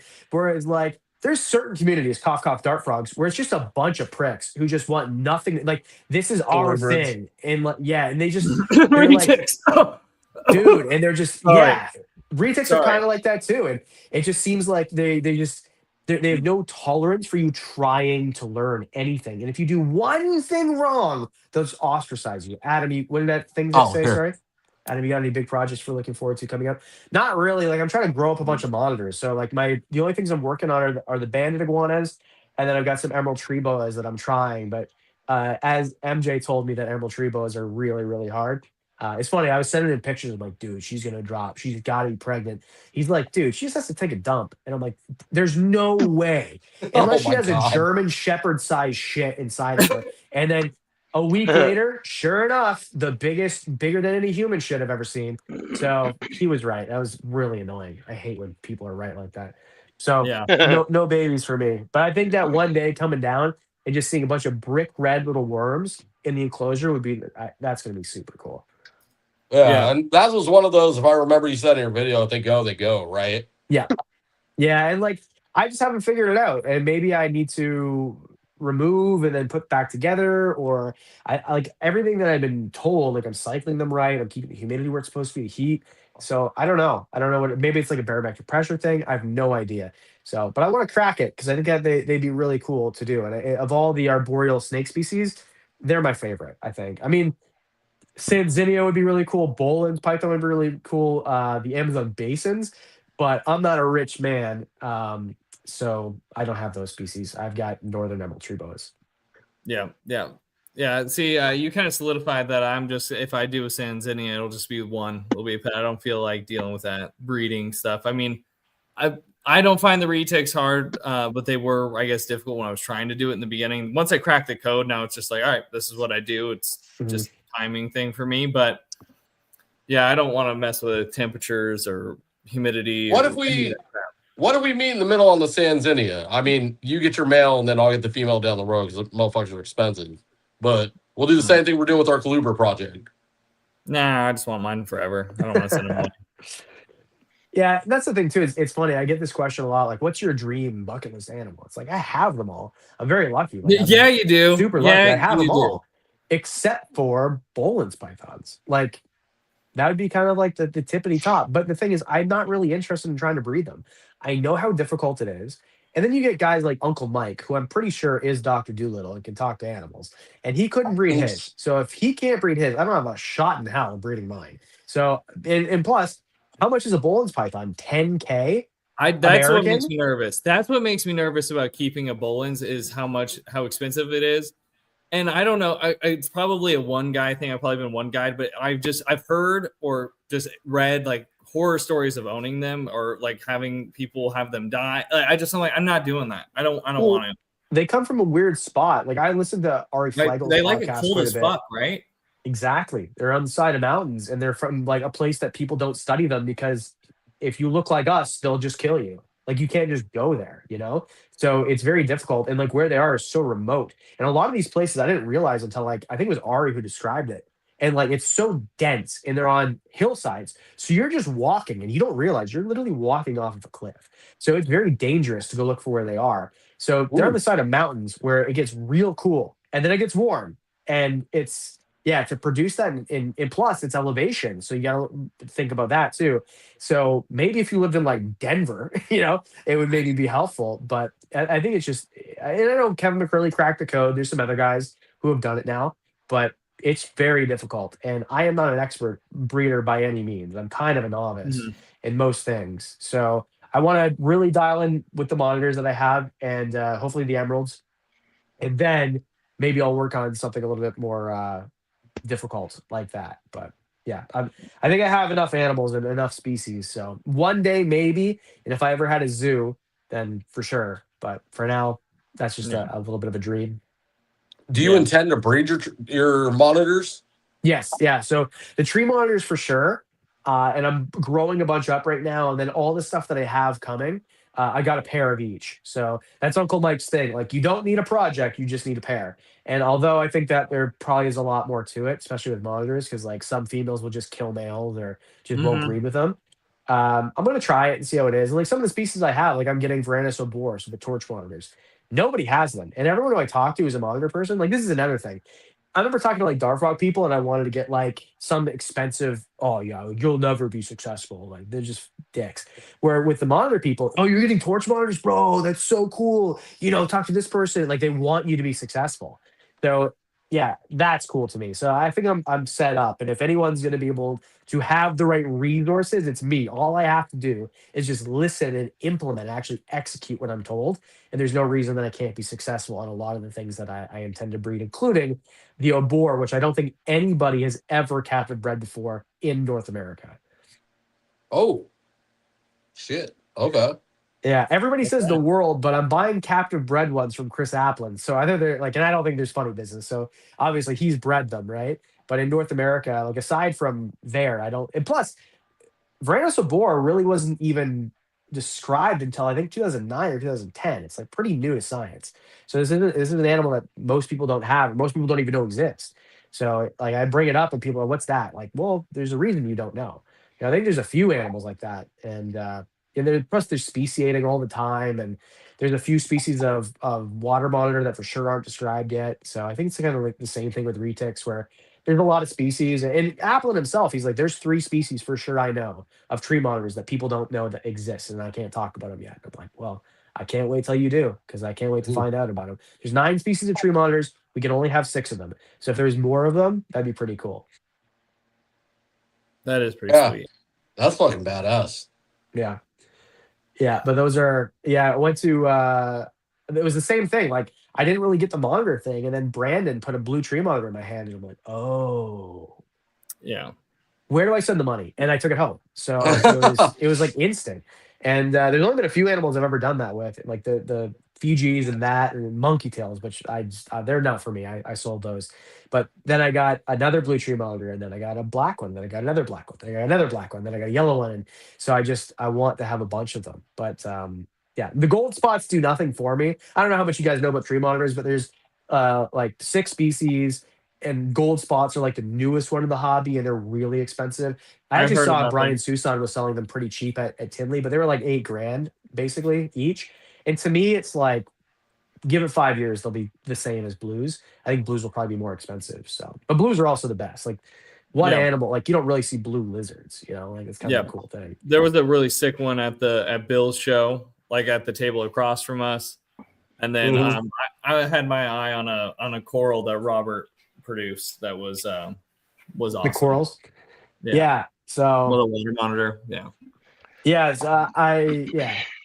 Robert and I have something cooking up, but the tree monitor, whose was it? Was it? I assume Parker, because Parker's in Arizona, right? I honestly I don't even know who. No, it was NKO Balls and Exotics. Just one of our vendors, and I think he may have bought it somewhere. He didn't breed it or anything, but it was captive bred, and I'll tell you, I get it, Adam, because I looked at that thing and I was like, I want this, I mean, like instantly, like you see it, and you're just like, fuck. I mean, you can just imagine it in a big enclosure in your fucking living room as a centerpiece, Yep. Just so beautiful, just so damn beautiful.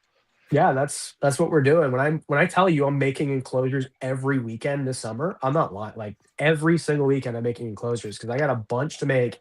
And now that I have all these down here, the only problem is I'm down here and I fill waters and I spray stuff, and then that's it. And then like my leisure time is like I watch a show with my wife before we go to bed. I play like our dining room's connected to our living room, so like I can see the quarantine Kimberly Rock monitors running around. I don't want to move them downstairs. Like there's so much fun to watch. And same with the tree monitor. So I'm never really down here just to sit and watch. So I'm gonna make a bunch of enclosures where I have these paludariums, like these Exoterra 3618s. I'm replacing them all with big like enclosures like these. And then I'm gonna put tree monitors in them because the thing is too, like the water monitors that I'm getting have to be downstairs because they're big enough that I worry about my 15-year-old Pomeranian. Like, if by chance they were to get out, like, it just would not, or my kids, right? I love how I bring up the dog before the kids. But anyway, it would just be bad, like, I don't think anything would happen, but I'm very risk adverse with that type of thing. Where the tree monitors, if they were to get out, like, first of all, they would never go anywhere near you to try to hurt you. They couldn't hurt you even if they wanted to, but they would just run away. So I'm not worried about those. I think those are a perfect display animal. Plus, when they walk in, people think you're richer than you actually are if you have them, which is great. Fantastic. I've been very lucky with the people that I've met to acquire the animals that I have. So yeah, I'm very lucky. I'm like that with the mainlands though. Like I understand where you're coming from. Like just don't even take the risk. Like the mainlands stay in the garage. Like my colubrids come inside. They're not going to do shit. Yeah. Anything over 10 foot outside in the garage. And I don't know if my dog is dumb. My little dog is just, he would look at a retic and be like, oh, you want to play?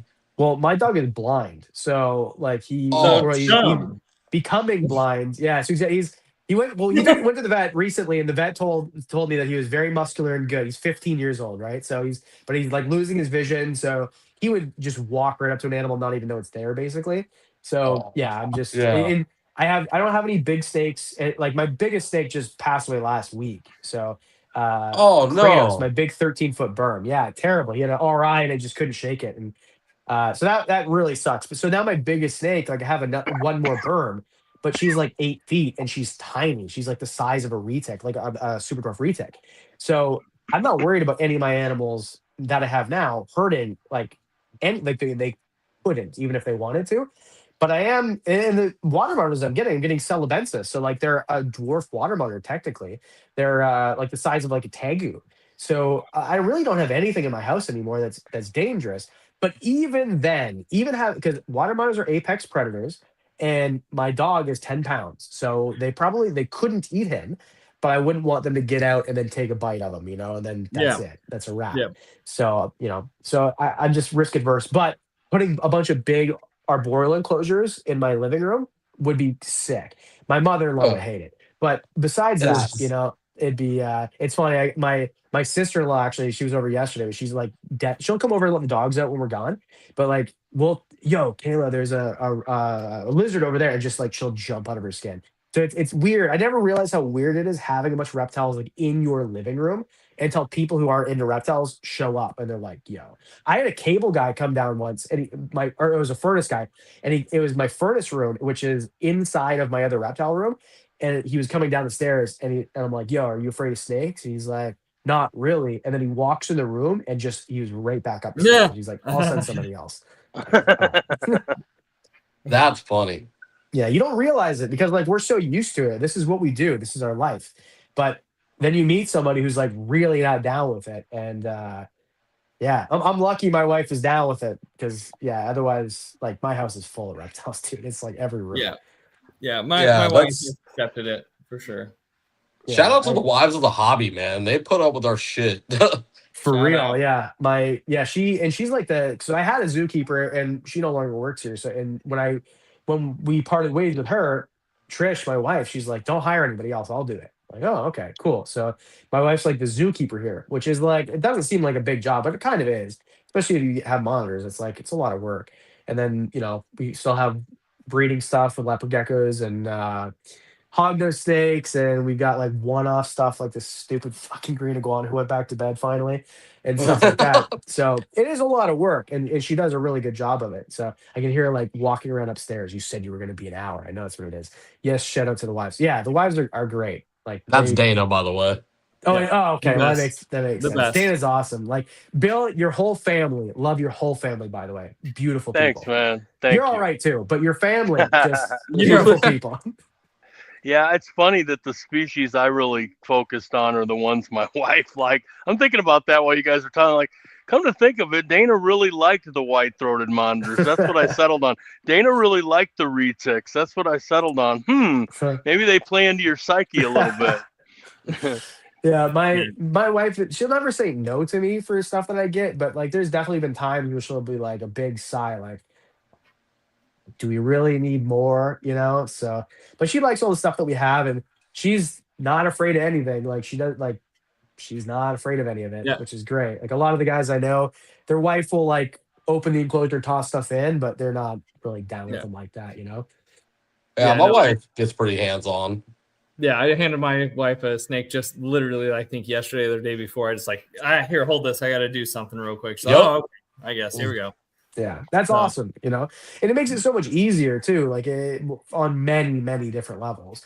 But especially like if you need a hand with something, if you're gone, but yeah, Dana says no, and then she goes back on it.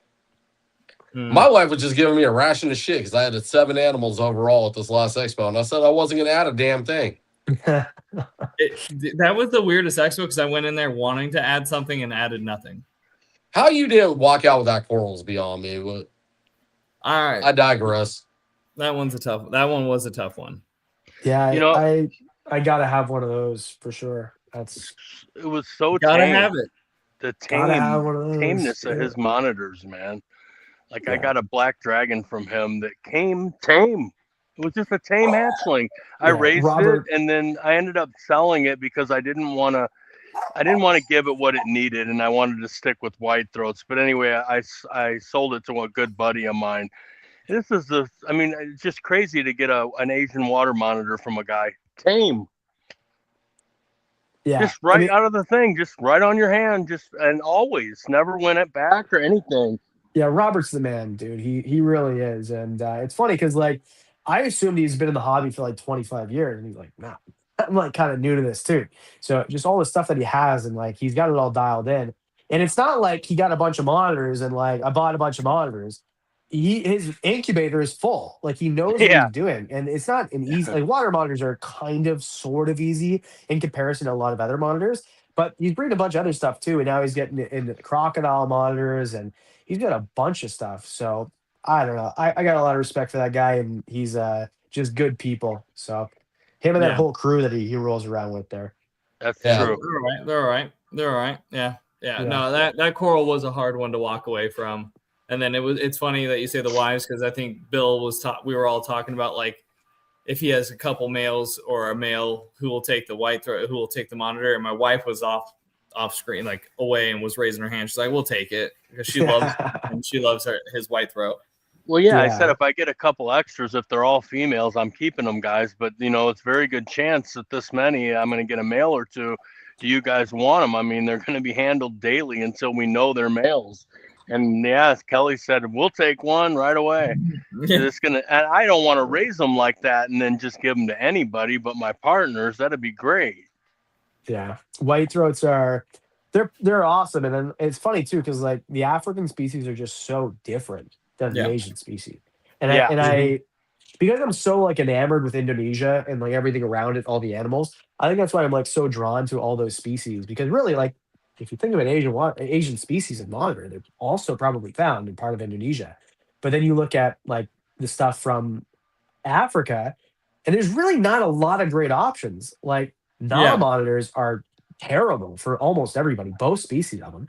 Savanna monitors are misunderstood because a lot of them come in sick and or dying, so they have shitty attitudes because they're all wild caught. And then to breed them, there's no why. Like you're never gonna make your money because someone's just gonna go spend $75 on a wild caught, so they get a bad rep. And then the white throats and black throats, most people just don't even know that they exist. So I think that it's the white throats and black throats are going to become more popular once people realize how cool they are. I think Asian water monitors took off, but I think white throats and black throats, I think those are maybe the next Yeah. thing. Yeah. I have an I Asian water agree. monitor. I have an Asian water monitor. He's young, but he's not very friendly. Like, it's just not very social. I got to reset him up in a little bit smaller enclosure. I think it's a little bit too big that he's in. Yeah, But then I have a Kimberly rock monitor and a couple of Ackies. I love the So Kims. yeah, Yeah. The Kims are awesome. That's so I've got like all these enclosures, and then I've got one still that I haven't done anything with because all my building materials was under 4 feet of snow outside. But that's gonna be the Kimberley rock monitor. So I want to make like a background that's like looks like the Kimberley region of Australia. Mhm. But that's the idea. And now that we're moving a lot of this stuff upstairs, and then we're gonna build like bigger, longer enclosures down here for like the water monitors. Yeah, and then I can have them upstairs. That was my thing too. Like they've been in quarantine for almost a year. They don't need to be in quarantine that long. It's just like literally. I know that sounds weird that I have reptiles in my dining room, but literally, so the table that yeah, we sit at, I'm facing them, right? So I'm like looking past my wife and my son, and I'm like looking at these monitors. They're so goofy and they're so much fun to watch. And I'm like, I don't like I enjoy this. Like eating meals here, like that's part of the fun. So then I'm yeah. just like, Trish, what if we moved a lot of this shit upstairs? And she's like, yeah. So now I Yeah. can move the Kimberly rock monitors and keep them where they are because I really don't want to move them. They're like my entertainment, like dinner and a show every night. It's great. Yeah, usually when I'm doing this and I'm in my reptile room, the Kimberly's like right up to my right here. It usually doesn't care when I'm in the room or doesn't do anything, but when I'm here doing the podcast, it just can't stop jumping at the glass, like to try to get out. It's insane. Yeah, well, and ours are kind of like that too, and they're like with their end, it's only a 2 foot tall enclosure, which is obviously not tall enough for Kimberly, but it's 5 feet wide. And what they'll do is they'll like jump and they'll like Spider-Man upside down, Yeah. yeah, it's which is super fun to watch. And then they'll like jump from there on the glass, and they're so nimble and agile, Yeah. and they're super cool too. Like they're not the most handleable things. Like once you get them out, they're okay, but I would like to like make them more Mine's not. handleable. Yeah, so that's the idea. Like I've got some friends who are really good at taming monitors, so like I need to pick their brains a little bit more. But everything that I have, I like to be, at least a little bit handleable. Most of the monitors are. We've got one named Chomper. You can guess why his name is Chomper, but Because he gives kisses and is super sweet. Yes, correct. Yeah, correct. He knew it. fucked I up knew my it. wife's finger. She didn't wash it well enough, and he got the joint. And Oh. like, yeah, she had to go to the doctor eventually, and they gave her like the pills that you take when like a dog bites you. Like it fucked her finger up like bad. It still hurts when it gets cold, which is always, by the way. But most of them, but he's just a wild caught male who is crazy and never been handled before. All the ones that we've raised up, they might be a little skittish, but once you get them out, they're generally pretty cool. I made a video called Taming a Scared Dragon, my favorite video I've ever made. Nobody watched it. Please, somebody go watch it. It took me like weeks to make. But anyway, it's about taming down my blue tree monitor and making that enclosure back there. And then, like, you can see it. Like, she's not being restrained. There's no wires. She just chills and she's just there. And it's cool. Yeah. And that's what I really like, especially blue tree monitors. Like, name a tree monitor that's more beautiful than a blue tree monitor. Like, is there one, I can't think of one. Is there a red one? What's that one that Robert's getting in? I don't know what's he getting in. That one he announced on our podcast. I can't remember the name of it. You had me look it up. It's like a super Spencer's rare. monitor. Yeah, they're not is like it? Spencer's monitor. It's Australian. Spencer. Oh, yeah. Okay. He told me about them, but I don't know. I didn't know if it was like a secret or not. But he told me They're about not them a like couple days ago. It's not now. colorful as compared to the blues, but man, they're fucking sick looking, dude. There's a lot of cool ones, right? And like there's some weird looking ones like Spinulosa, like the spinnies. Though they're the Ooh. oldest monitor on Earth. They're from the Solomon Islands. They're crazy looking, right? They look kind of like a baggy skinned crocodile monitor. Then the crocodile monitors, Mhm. those are cool. Blue tail monitors are insane looking, but I just don't want one because it's not right for me. It's kind of like a mini version of crocodile monitor, and I want nothing to do with crocodile monitors unless it's someone who's like Robert or like. So funny, Johnny Vet. Like so, Johnny.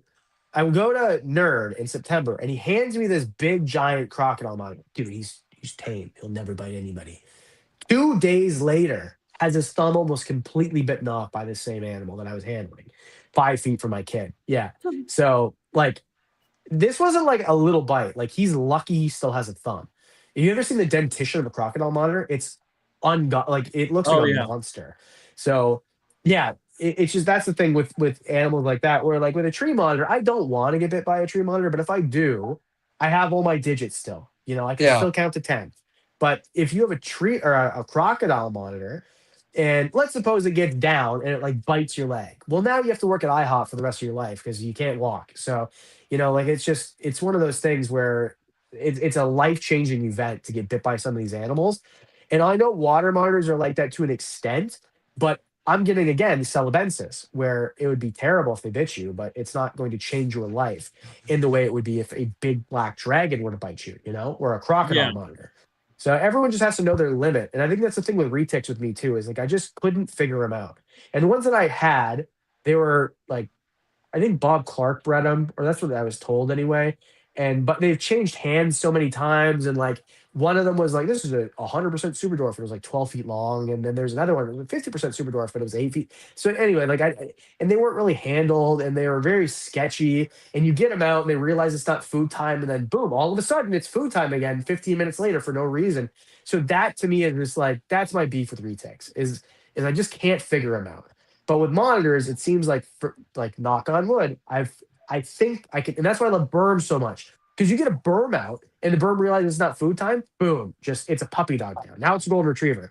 Where I think that retics are like Belgian Malinois, like it's just they're not for everybody.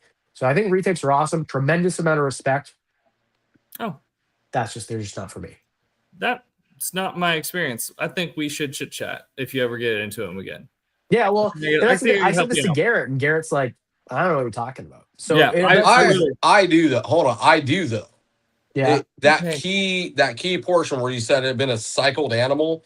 yeah, When before I got super into him with Bill, I that was like my number one bitch with retics is that they would get cycled, and when they end up in a forever home, that person's got amounts of work in front of them that they don't even understand. They think they're getting a cool tame animal. The food motivation, I know exactly what you're talking about.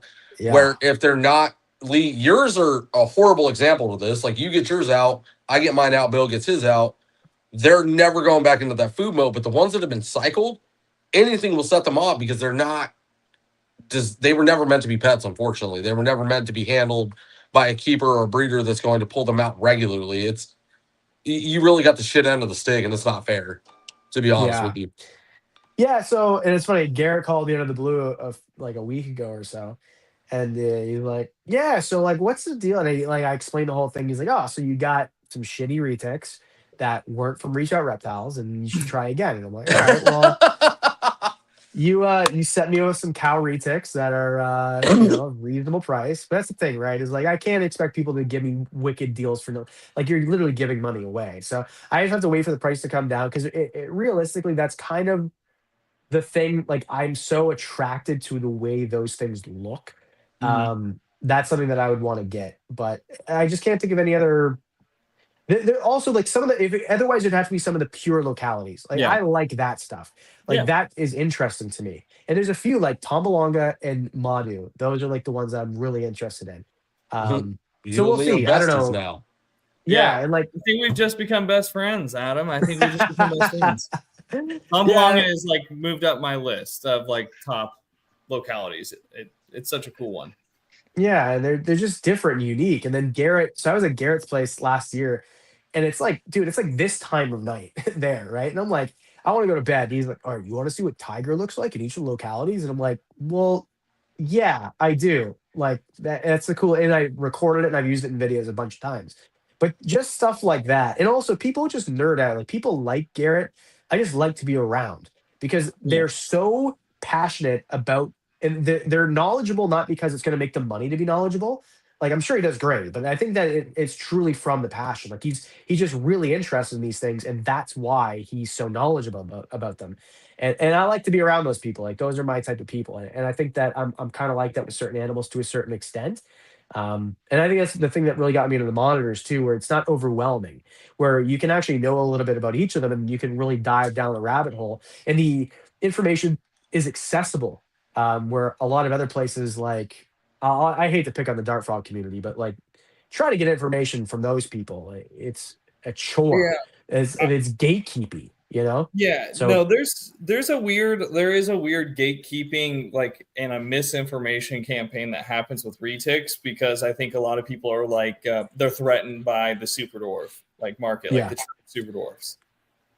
yeah, and it's fun. Like super dwarfs should be it should be a different species, and that's like another thing that people aren't like ready to go into and talk about. And I think that a reticulated python, a mainland retic that you'd find in Indonesia or Thailand or whatever, and then a super dwarf reticulated python that you find in the Solaire archipelago, you're telling me those are the same species? Well, if that's the case, then a blue tree monitor and a yellow tree monitor are the same species. A green tree monitor and a cordensis are the same species then. Like how are we not differentiating these things? So I think that's something that needs to be worked on. And I know that I know Garrett agreed with me. I don't know if anything's being done about it, but I think that the authorities in the space, that's something that should be explored further. I think we have the subspecies, the Jampianus, and then the Suputrii. That's about as far as it's come. Yeah, well, especially too, like people who can't have retics because of like a law or a bylaw or whatever. Yeah, we know. Well, it doesn't make any sense. Like speciate the things, and like I know that's a selfish reason to do it, but they're not the same thing. Like to say that, like one of these things No. that Garrett has that's 6 feet long or 7 feet long or whatever. Yeah. Or some of the nails are like what 5.5 feet long. The same thing as his girl Karma, like not the same thing. So not the same animal.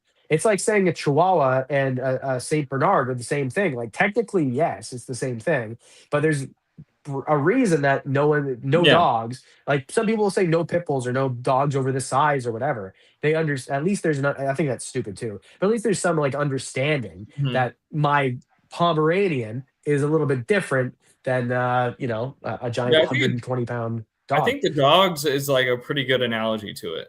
Yeah, because they are the same thing, but they're not like you're right. A Pomeranian, same a Pomeranian, a wolf, like fucking different, but not. But not really, because like the species. one had to be used to make that one. Like and they're all the same species. Like they might be different breeds, but they're the same species. And what is a breed? Really, I mean, like why is a locality not looked at the same way? Yeah. I know I understand that it's not the same, but it's a good comparison. It's pretty similar though, because it's in the same. We look at the Jampianus stuff, and their heads are completely different. That's the one thing I noticed. I was just talking to Levi about this last weekend. Like, you look at a Jampianus, I'm like, I think that's why I like the Slayer and like the Tom Belong and the Suputrii. Their head structure is like the more typical retic, but just smaller. It's just that really cute, pudgy head kind of thing. Where like the Jampianus, like the Coyotes and the Kalatoas, a really coffin, skinny head. I mean, it's just they're different. They're different. Yeah, I agree. They are different completely. Yeah. I like that. I really like that dog analogy. You got like really like that sends it home. Yeah. Comparing a Chihuahua to a fucking Belgian Malinois.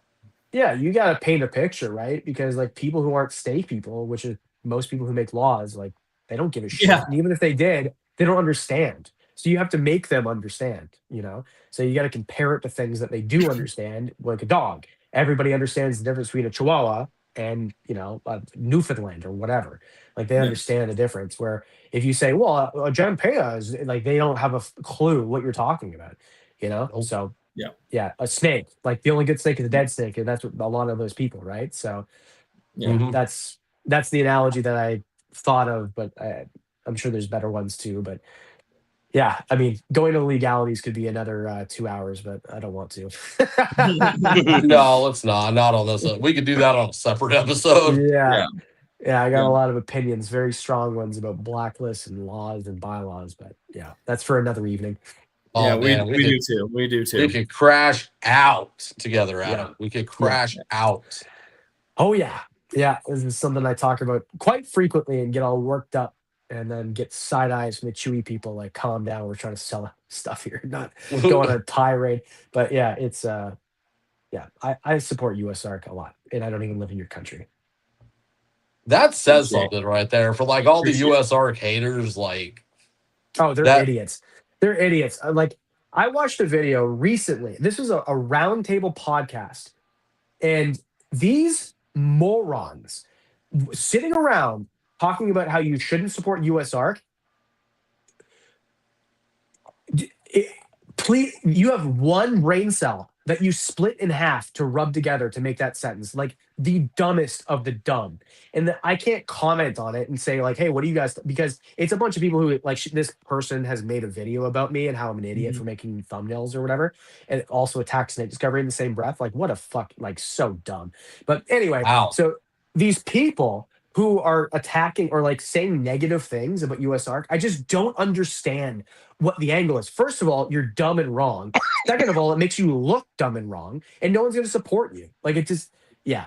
Anyway, Well, that's and what's my your yeah. and what's your solution? What's your other option? Like, what is okay? Right. What are you offering to? Well, just not them. They're not. Yeah. Well, okay, cool. Thank you. You fucking solved it. Thanks. It's a bunch of people that just talk to hear their own voice. Like Yeah. I listened to 12 minutes maybe of this podcast, and then I had to take the gun out of my mouth when I was done because that's what it felt like. It was just it was mind-boggling, like mind-numbing. There's You a know, like, particular gentleman in the retic community that just hates on the USARK, but I've never heard a solution offered.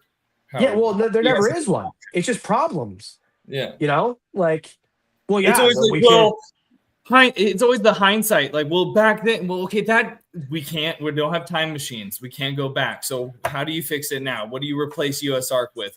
Shoot, go. Right. Give me your options. He never fucking has or never says it. So No, the answer is always for the community to sell police, which that's gone so fucking well. Well, and there is something to that, but at the same time, like, what does that have to do with anything?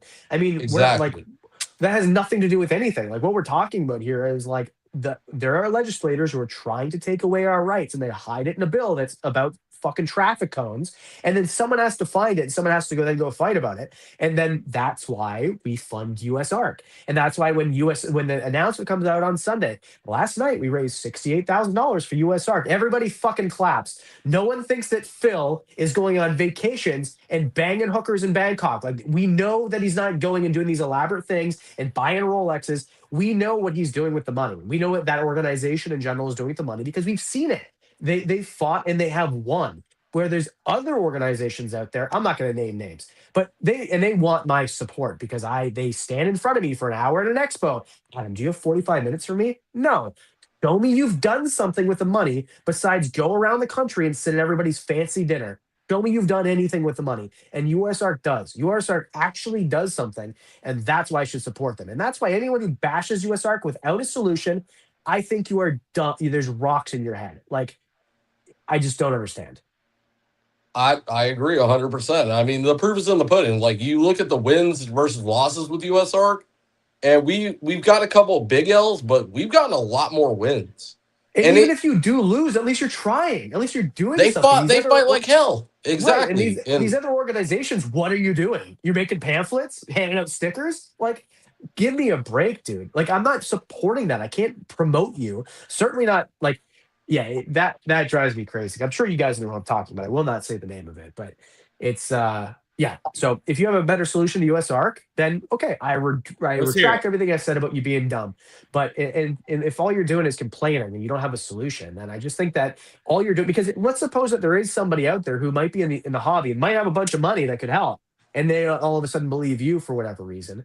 Then you're just standing in the way for no reason whatsoever. Yeah, causing more problems than what it's worth. We have the Arizona Coalition here, and they team up with USARK and do something similar. If USARK was useless, why do you have like a big Arizona organization that does very similar things partnering up with USARK? Yeah. You know what I mean? Like, shout out to Mike McAllister and his team over there, but they actually played a huge role in I think they stopped no knock search warrants for animals here in Arizona, and I think it would have spread countrywide. See, that's And worth your money. it was them and U.S. Ark that stopped it together. It was like, dude, that was a scary fucking thing to like think. Also, I mean, Mike, if you see this, correct me if I'm wrong, or anybody that actually knows like the in depths of it. I'm trying to remember back. I think it was like if Adam, let's say you want to keep it, right? You call on me, hey, Levi's over here abusing animals. Arizona Game and Fish could like kick my fucking door in and take all my animals, and then I have to prove my innocence to get my animals back at that point. There was no due justice at that point. Yeah. Well, that's how Canada treats guns, by the way. So I am very familiar with that sentiment and how that works. But yes, having to prove yourself innocent in a country where you're supposed to be innocent until proven guilty is wrong Yeah. in general. Mm-hmm. So if you can fight and win, that's pretty important, not just for reptiles, but for like you as a human being to have rights. So I'm all for that. And if you're against that, then like, brother, stay away from me. Like I don't want anything to do with you. So yeah, we could go on about this all night, but I just think that like all right, you heard it here, guys. Adam's coming back on in a month and a half or whenever he comes back, a year or two, whatever it is, from his Asia trip, and we're gonna crash on the anti-US arcade. Cool. Yeah, just a month. Don't get my wife all riled up. She's already not real happy with me being gone for that long. But yeah, it's yeah. So anyway, yeah, it's gonna be a fun trip. I'm hoping to find some retics, and then I would love to come back on and tell you about the retics that I found. I'm hoping. Yes. I'm leading some like tour groups there, but like we've got real guides. So it'll be fun. I'm really hoping that I come back and I find all the stuff that I'm looking to find. I hope I find a berm, and then I'll tell you guys all about it in the next round. I would love. Can't wait to hear about it. We'll love to. I can't wait to see the videos. All that. I'm excited. Yeah. Wait, guys, thank you very much for having me on. I really do appreciate it. Even if you guys can't tell time and have a stupid time zone, I really do appreciate it. Thank you guys very much. And I look forward to seeing you guys in the next one. Next time. Thanks, Adam. Thanks, buddy. You got it. All right. We out. All right, have a good one, y'all. See you next time. Hold on, I got the button this time. Every time, man. I'm just gonna do it.